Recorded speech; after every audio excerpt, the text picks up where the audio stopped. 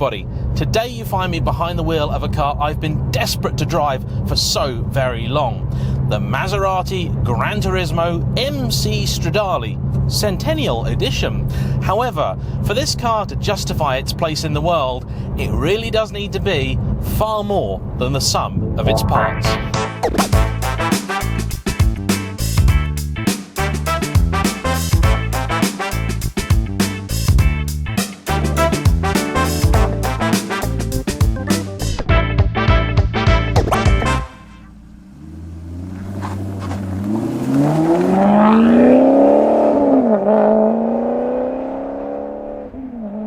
You would imagine that in my line of work, the best thing is being able to drive your dream cars. Whilst that is certainly a bonus, it's far from the very best thing. The best thing, in fact, isn't even car related at all. The best thing is all the people you get to meet. In an admittedly close second place, though, is the opportunity that comes to me to drive all these cars that previously I never would have considered, and had my life gone down the path I thought it was going to, I don't think I'd have even test driven. And sometimes it turns out that your preconceptions were right. Other times, not so much. Maserati is a fine example of the latter. Had you asked me previously if I'd ever want to own one, my answer would have been a resounding no, not a snowball's chance in hell. For that very reason, I'm going to turn this review a little bit on its head and begin with all of the reasons people cite as to why they will never own a car like this.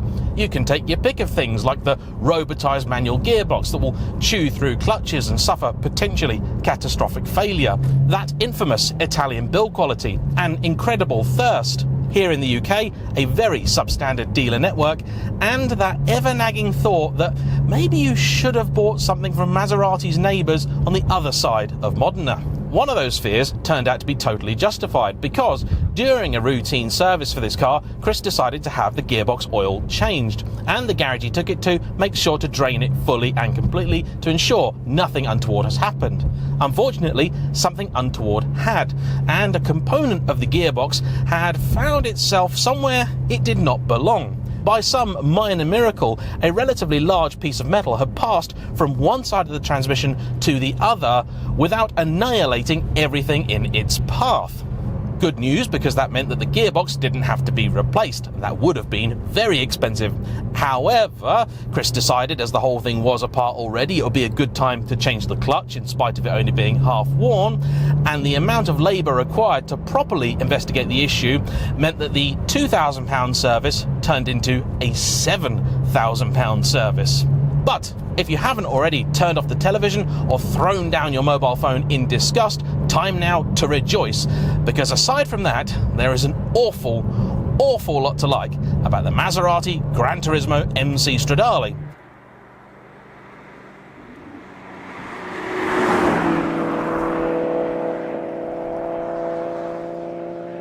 The origins of this car, I think, are reasonably well known. The story goes that Maserati had an idea for a lovely, nice, fun summer convertible that was then pinched by Ferrari, who had a controlling stake in Mazda at the time, and turned it into the California.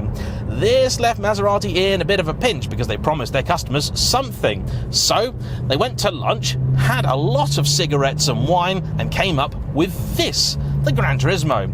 And for a design that's now 15 years old at its heart, based on a 20-year-old saloon car, it is still spectacular. This is easily one of the prettiest cars ever made, and has been something of a hit for Maserati too. The car originally launched with a 4.2 litre engine, but was very quickly followed by the 4.7 litre S and many other variants. However, the one many remember is the MC Stradale, a stripped out, lighter, lower, more hardcore thing, in theory in the same vein as Porsche's GT3 and Ferrari's lightweight specials like the 458 Speciale, 430 Scuderia, so on and so forth. It was a curious beastie for two reasons. Firstly, it had only 2 seats in it, and one of the best things about GranTurismo is the fact that it is just about a proper 4-seater.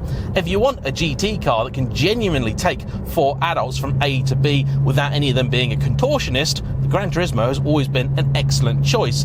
A 911 or an XK or a DB simply won't do it.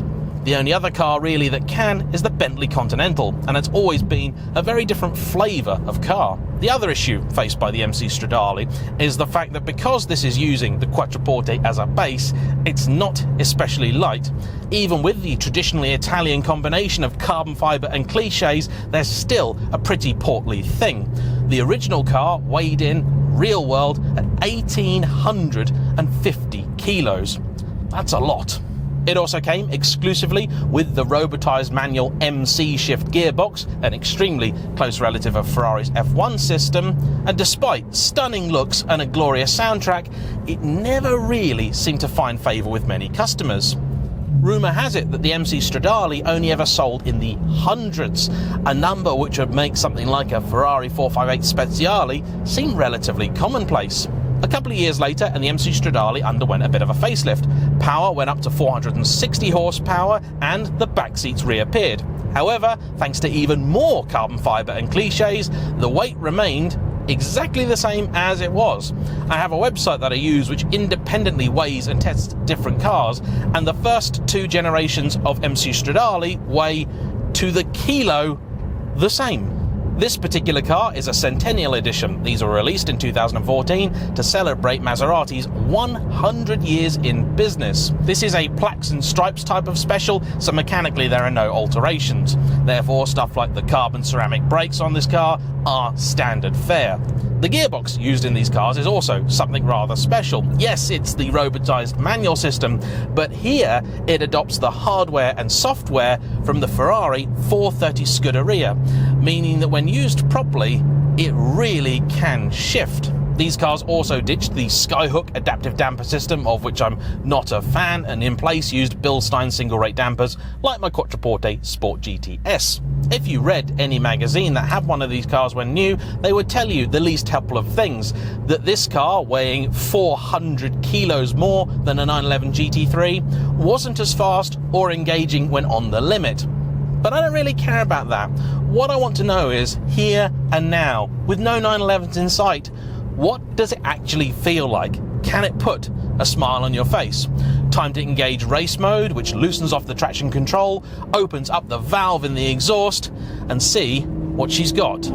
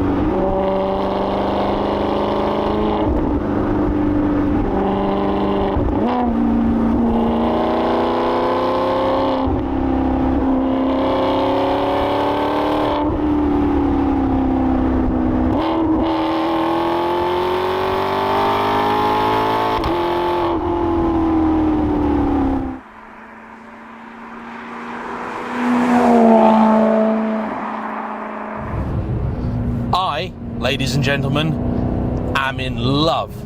This thing is utterly and totally intoxicating.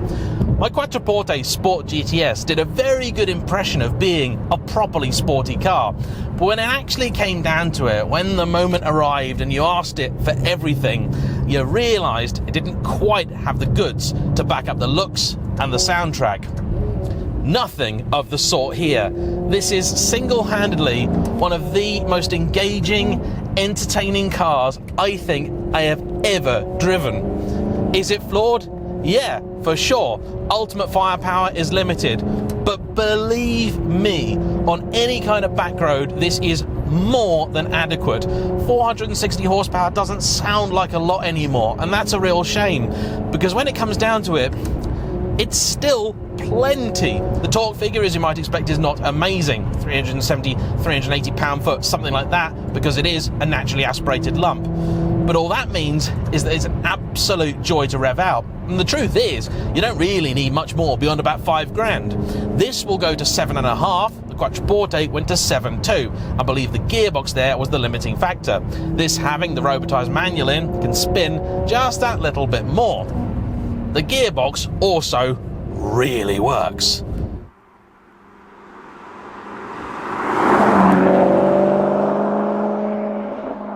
It doesn't have that finesse of a dual clutch system, but it feels properly, truly mechanical. It's engaging, it's exciting. It also doesn't seem to require the same amount of massaging as the Ferrari equivalent. The 430 really works its best when you help it by blipping the throttle, lifting off around town, so on and so forth. At lower speeds, it does appreciate a little bit of help, but the truth is the engineers at Maserati were able to work on these for a few years beyond what the guys at Ferrari had. That meant that what they inherited was already a very mature product, and they made it even better. The upshift seems to have maybe just a moment's more pause in the acceleration versus, say, the 430, but the difference, honestly, is not enough to write home about. The soundtrack, though, really is. I'm sure people out there will disagree with me, but the fact is, I've never really found any standard Ferrari F430 to be that tuneful. Even the Scuderia, honestly, it's just racket. You can make them sound absolutely glorious. Put an X-pipe in there and they'll sound like a proper Ferrari, but by default, they don't. This is a symphony orchestra. It's one of motoring's greatest soundtracks. These seats are also a great improvement over the ones in the Quattroporte. Those are a real weakness of the car and one of the reasons I chose to sell it. The bolstering is not quite as good as I would really like, however, they're decent enough that when you're doing that sort of stuff, you don't feel like you're going to be chucked out the window. The steering also, much like the Quattroporte at lower speeds, feels just a bit too vague for my liking. Doesn't really talk to you, and the dampers aren't very happy either. Much like a Ferrari though, with a little bit of extra speed, the steering starts to really make some sense, the feel starts to come through, and it picks up some weighting and becomes rather enjoyable. If you look at the front or side of the car, it seems to have reasonable clearance, but again, like the Quattroporte, Maserati wanted to push the engine as far back and low down into the chassis as they could. That means that if you stick your head under the car, you'll see actually the under tray goes down quite a bit, so speed humps and things can definitely catch you out. If you've got a driver with a fairly steep approach, do watch out.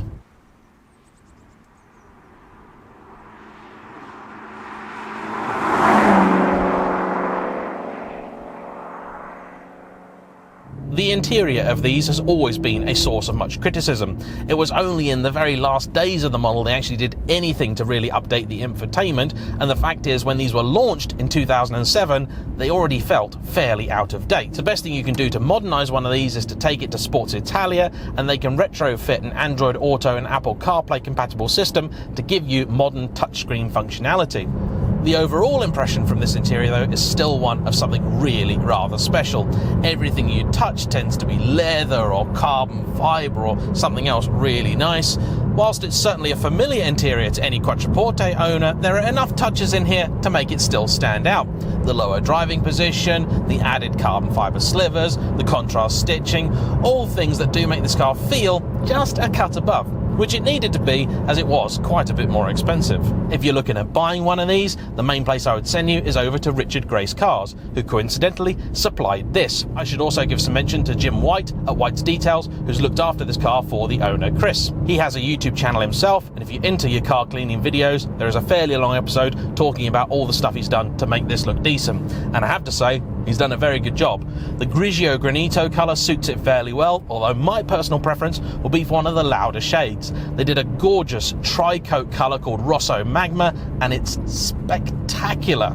Accurate pricing information is fairly difficult to get a hold of for these cars, if for no other reason than their rarity. Examples of the earlier MC Stradale seem to command a little bit less, and I've seen those at around the £60,000 mark. These later cars tend to command a bit more of a premium, and those seem to be listed anywhere between £70,000 and £90,000, depending on the mileage, the specification, the colour, which way the wind is blowing, and whether Mercury is in retrograde. The biggest issue I would personally face with buying a car like this is that whilst it's undeniably brilliant, there are still an awful lot of things shared with the Quattroporte that you can pick up for less than half that money.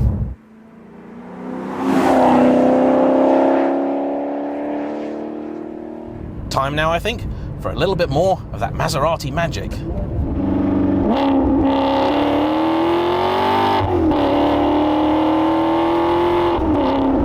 You do need to keep your wits about you in race mode, because even today, with the weather nice and dry and those big 295 section tyres at the rear doing a pretty decent job, the car can and will unstick itself. One upside of this car's Quattroporte underpinnings is the fact that it doesn't feel too wide. Many modern sports cars have gotten so big that they can feel a bit daunting to thread down your average British B road. This, though, never feels that way. Yes, it's a big car, but mainly in length. It doesn't actually feel all that broad, and that really is the most important thing when you're trying to place a car on the road. Those sharp creases of the bonnet in front of you also help to place it, meaning that this is a car you can get in and drive with confidence immediately.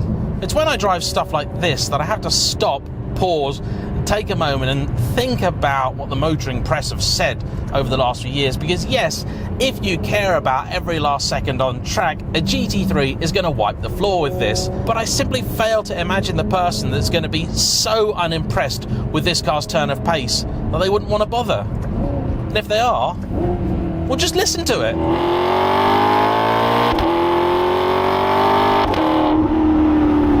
I take it back about the gearbox. It's just as quick as the Scuderia, but it has the same profile in it. So to get the absolute fastest shifts, you have to be doing at least 5,000 RPM with 40% of throttle. And the fact is, in the Scuderia, that's quite easy. In here, it's fairly unnecessary most of the time because it's got pretty decent mid-range. What a machine!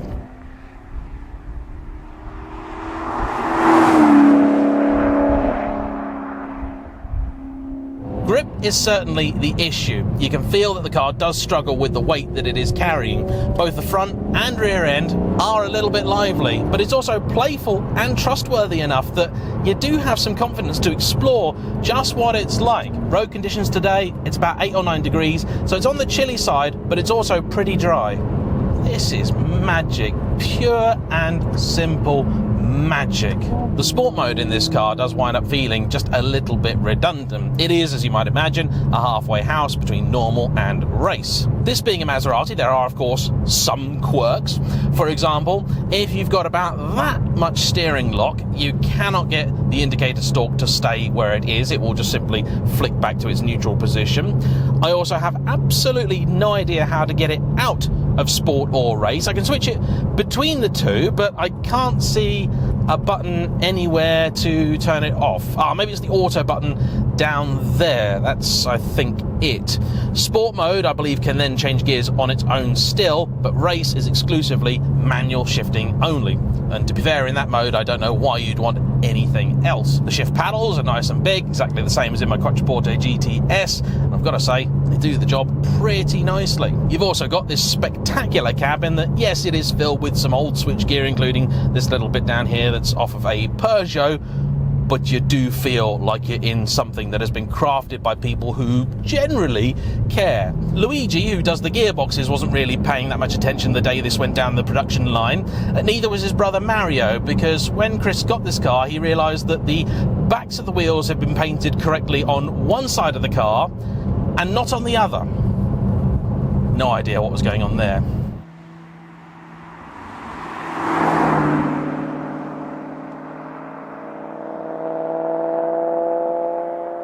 What else can I say about this? Fuel economy, it's a 4.7 litre Ferrari derived and built V8.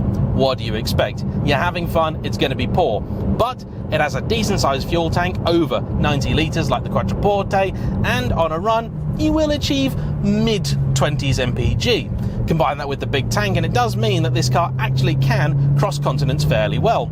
The stiffer, lower suspension also works far better on a British B road than you think it might.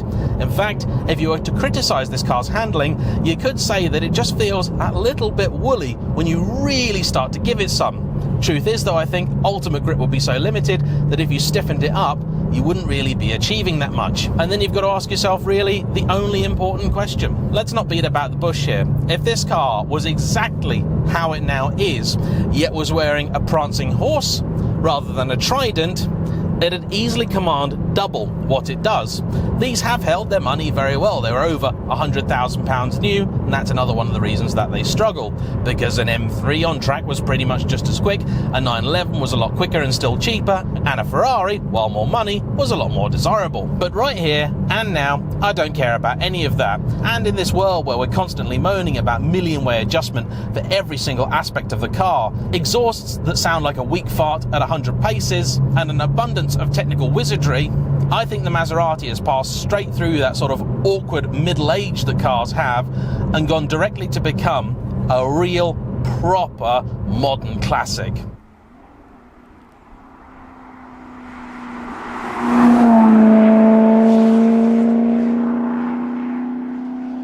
I mean, who wouldn't want more of this?